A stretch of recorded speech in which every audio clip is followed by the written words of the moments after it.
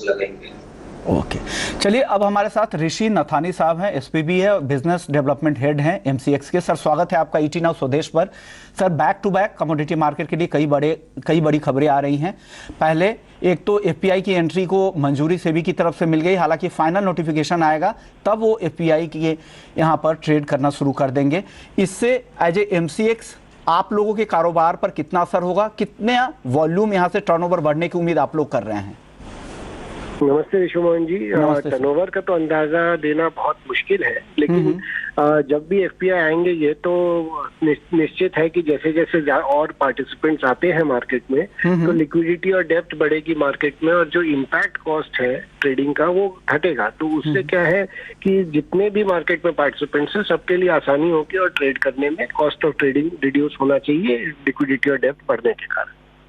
Sir अब मेरा दूसरा सवाल होगा, जिस कमोडिटी में कैश बेस्ड कॉन्ट्रैक्ट वगैरह में इजाज़त फिलहाल दी गई है, ऑलरेडी ये सारे कॉन्ट्रैक्ट चाहे वो क्रूड के हो, नेचुरल गैस के हो, सारे इंटरनेशनल मार्केट में ऑलरेडी ट्रेड होते हैं। तो एफपीआई वहाँ पर जहाँ पर ऑलरेडी प्राइस सेटर एक्सचेंज है, जहाँ पर लिक्विडिटी बहुत ज़्यादा है, तो ऐसी कौन सी वजह होगी वो एमसीएक्स पर आकर ट्रेड करेंगे? ऐसा आप क्या ऑफर करेंगे उनको?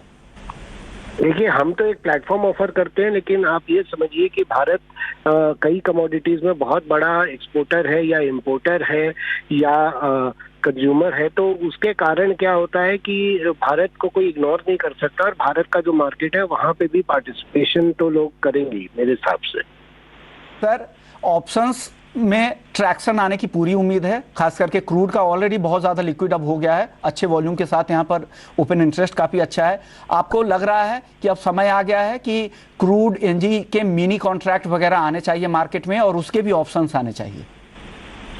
देखिए, जैसे जैसे समय बढ़ेगा सभी नए प्रोडक्ट्स और पार्टिसिपेंट्स की अनुमति दे रहा है। आप देखेंगे तो इंडेक्स पे भी ऑप्शंस की अनुमति उसने फ्रेमवर्क दिया है, और उसके अलावा अब मिनी के लिए भी हम चेष्टा करेंगे कि मिनी मिले। आपकी बात सही है कि मिनी आने चाहिए और हम भी चेष्टा कर रहे हैं, और जैसे जैसे प्रोडक्ट्स आएंगे तो उसके ऊपर ऑप्शंस भी आने चाहिए। क्योंकि अगर आप देखें, आपको एक आंकड़ा देता हूं कि पिछले साल हमारा ऑप्शंस का टर्नओवर रफली 1000 करोड़ का एडीटी था डेली का, और इस साल वो सॉरी 8000 करोड़ का एडीटी था ऑप्शंस में, और इस साल वही आंकड़ा 15000 से ऊपर है। तो ऑप्शंस में तो अच्छी बढ़त आ रही है, और हम आशा यही करेंगे कि और भी प्रोडक्ट मिले जिससे हम और इसको मार्केट को ग्रो कर सकें।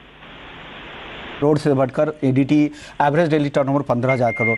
सब अब मेरा अगला सवाल होगा, बहुत सारे दर्शक मुझे एसएमएस करते हैं, हमारे चैनल के नंबर पे अपने सवाल भेजते हैं कि मेटल से मिनी क्यों गायब हो गया? क्या मिनी और फिर माइक्रो की भी तैयारी है क्या आप लोगों की, ताकि एक पार्टिसिपेशन छोटे ट्रेडर्स की तरफ से भी बढ़ सके?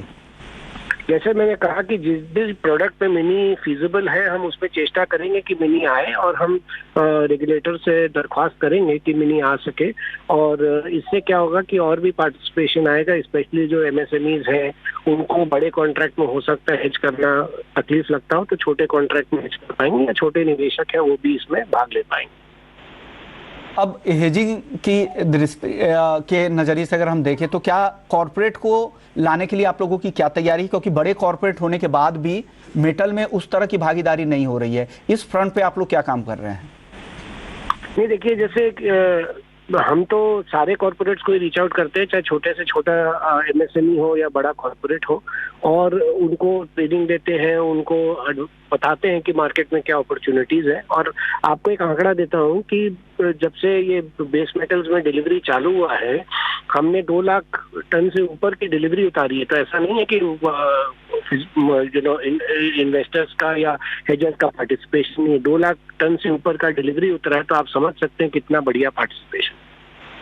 चलिए सर, शुक्रिया। उम्मीद करते हैं कि और भी ज़्यादा हेजिंग की तरफ से पार्टिसिपेशन बढ़े, क्योंकि एक ट्रेडिंग प्लेटफॉर्म नहीं बनकर अगर हेजर्स के लिए प्लेटफॉर्म बने तो और ज़्यादा फायदा होगा, और कॉर्पोरेट की भागीदारी जितनी ज़्यादा बढ़ेगी उतनी ज़्यादा यहाँ पे लिक्विडिटी बढ़ेगी, मार्केट का डेप्थ बढ़ेगा, और प्राइस सेटर, प्राइस डिस्कवरी के लिए भारत का प्लेटफॉर्म बेहतर होगा। शुक्रिया सर, आपने वक्त निकाला हमारे लिए।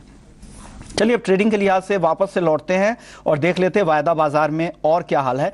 कच्चे तेल से शुरुआत कर लेते हैं। तरुण जी, क्या लग रहा है, कच्चा तेल ओपेक प्लस पुराने करार पर कायम है। 6,48,000 का जो रोजाना बैरल का जो उनका जो करार था पिछली बैठक में, उस बैठक को ही इस बार भी वही बात